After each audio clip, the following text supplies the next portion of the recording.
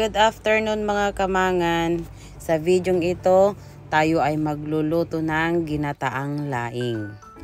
Ang laing nating gagamitin, ito ay galing sa Pilipinas at dried siya. Pero ang ginawa ko kagabi pa lang ay binabad ko na siya. So ngayon, iluluto na natin. Samahan niyo po ako. Igigisa na natin yung ating luya. Sinunod ko na rin yung sibuyas. At pagkatapos nito ay yung bawang. Rice. Lagay na po natin yung ating gabi.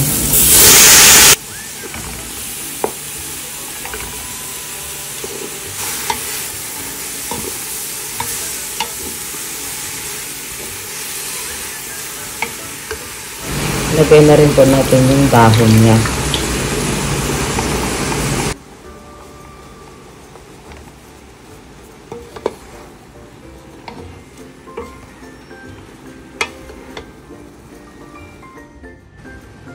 At ito na po yung laman niya.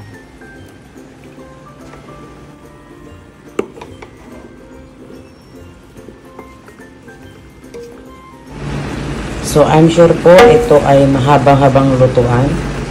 Dahil lalagyan ko na po ito ng tubig hanggang sa malambot na po ito. So oras po ito bago maluto ng maayos.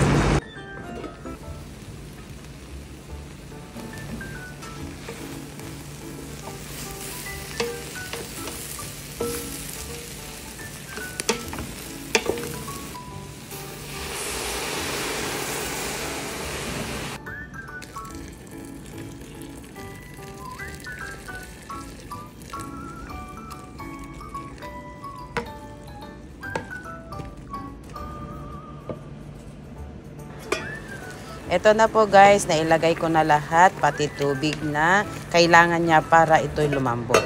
Lagi po dapat tandaan na lagi itong hahaluin kasi lalo pat inilagay ko na yung laman ng gabi, kailangan lagi itong hahaluin para hindi po dumikit sa ilalim ng kaldero.